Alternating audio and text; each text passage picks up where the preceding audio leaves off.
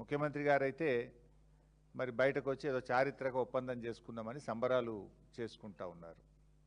ఇప్పుడు ఒకవైపేమో రాష్ట్రంలో ఏం జరుగుతూ ఉంది, తెలంగాణ ప్రయోజనాలకు తీవ్ర విఘాతం కలిగించే విధంగా కర్ణాటక రాష్ట్రము తుంగభద్ర ప్రాజెక్టుకు దిగువన ఆర్డిఎస్ ఎగువన 35 టీఎంసీల వినియోగంతో నవేలి రిజర్వాయర్ ఒకటి నిర్మాణానికి కర్ణాటక పూనుకున్నది. ఇంకొక వైపు ఆంధ్రప్రదేశ్ ఆర్డిఎస్ దిగువన సుంకేశుల ఎగువన 20 టీఎంసీల సామర్థ్యంతో గుండ్రేవుల అనేటువంటి ఒక ప్రాజెక్టు నిర్మాణానికి ఆంధ్రప్రదేశ్ పూనుకున్నది. అది 35, ఇది 20, అంటే 55 టీఎంసీల నిల్వ సామర్థ్యంతో అటు కర్ణాటక ఇటు ఆంధ్రప్రదేశ్ 2 ప్రాజెక్టులకు రూపకల్పన చేసింది. అయితే ఈ ప్రాజెక్టుల విషయంలో ఆనాడు బ్రిజేష్ కుమార్ ట్రిబ్యునల్ ముందు కూడా వాదనలు జరిగినాయి. వాదనలు జరిగితే బ్రిజేష్ కుమార్ ట్రిబ్యునల్ చాలా స్పష్టంగా చెప్పింది. ఆంధ్రప్రదేశ్ ఏం చెప్పిందంటే, ఆ రోజు మాకు సిల్టేషన్ అయింది, మేము గుండ్రేవులు కట్టుకొని 20 టీఎంసీలు నిల్వ చేసుకుంటాము అని చెప్పి బ్రిజేష్ కుమార్ ట్రిబ్యునల్ ముందు చెప్తే, బ్రిజేష్ కుమార్ ట్రిబ్యునల్ 2013లో తాను ఇచ్చినటువంటి జడ్జిమెంట్లో స్పష్టంగా చెప్పిండ్రు, కొత్తది కట్టాల్సిన అవసరం లేదు, సిల్టేషన్ ఏదన్నా ఉంటే మీరు ప్రత్యామ్నాయం సిల్ట్ ఎలా తీయాలో ఆలోచించుకోండి తప్ప గుండ్రేవులకు నీటి కేటాయింపులు చెయ్యము అని ట్రిబ్యునల్ స్పష్టంగా చెప్పింది. తర్వాత బీఆర్ఎస్ ప్రభుత్వం వచ్చిన 9.5 సంవత్సరాల్లో కూడా ఆంధ్రప్రదేశ్ ప్రభుత్వం ఈ ప్రాజెక్టును నిర్మించేటువంటి ప్రయత్నం చేస్తే మేము చాలా తీవ్రంగా అపోజ్ చేసినాం.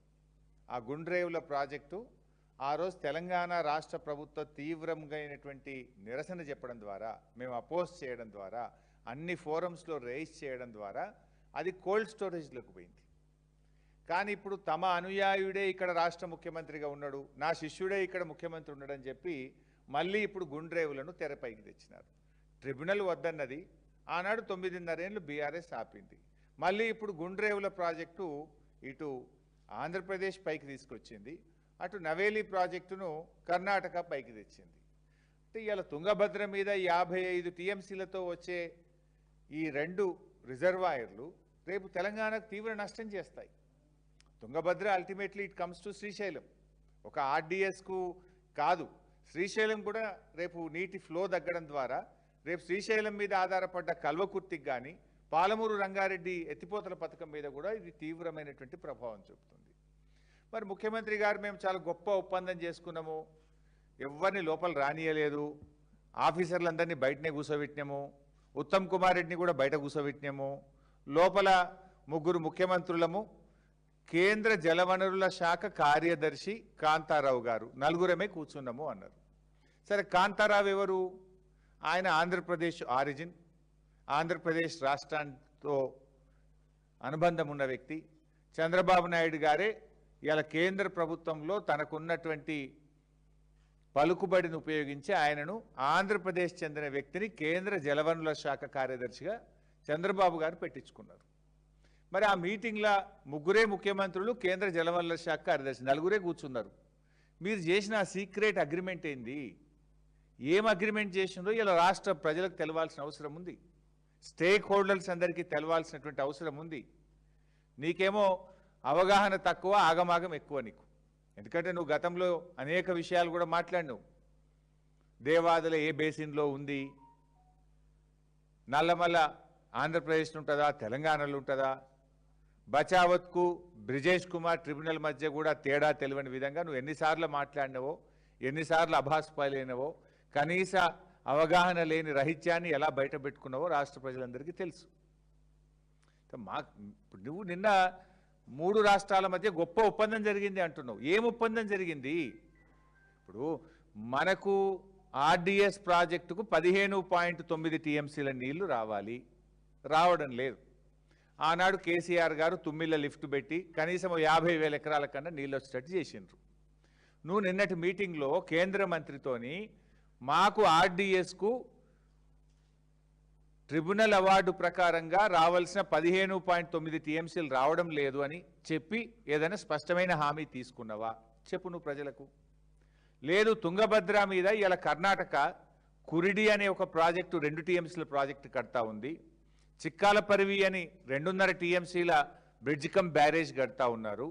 చిక్కాల మంచి అని 5 టీఎంసీల బ్రిడ్జ్ కమ్ బ్యారేజీ కడుతున్నారు. అంటే ఇవి ఒక 9.5 టీఎంసీలు.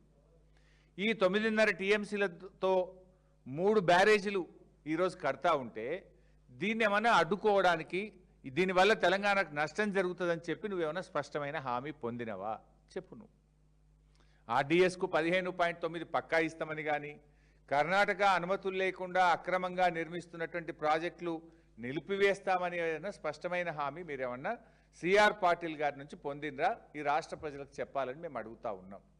ఎందుకంటే ఇవాళ ముఖ్యమంత్రి గారు ఏమంటూ చాలా అద్భుతం జరిగింది. ఏం అద్భుతం?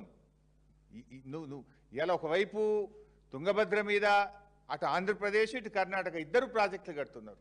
అవి కాకుండా 3 బ్యారేజీలు కడుతున్నారు. ఇలా కర్ణాటక గవర్నమెంట్ మనకు ఒక లెటర్ రాసింది. కర్ణాటక గవర్నమెంట్ రాసినటువంటి లెటరు కొంత నువ్వు కర్ణాటకతో కుమ్మక్కైనవనేటువంటి ఆందోళన ఇవాళ ఈ రాష్ట్ర ప్రజలకు కలుగుతూ ఉంది. ఏం రాసింది? ఇది కర్ణాటక ప్రభుత్వం తెలంగాణకు రాసినటువంటి లేఖ. ఈ లేఖలో కర్ణాటక తెలంగాణను ఏం కోరుతుంది అంటే, further it is requested by the state of Karnataka the state of Telangana not to precipitate the matter with any comments observation to the concerned authorities government of India in respect of the projects of Karnataka.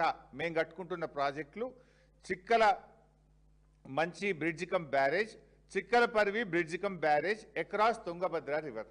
మేము Tungabhadra river మీద ఈ 2 ప్రాజెక్టులు కట్టుకుంటున్నాము. వీటికి మీరు ఎలాంటి అడ్డంకులు చెప్పొద్దు. మీరు ఏ అడ్డంకులేవి కూడా కేంద్ర ప్రభుత్వం దృష్టికి తీసుకుపోవద్దు.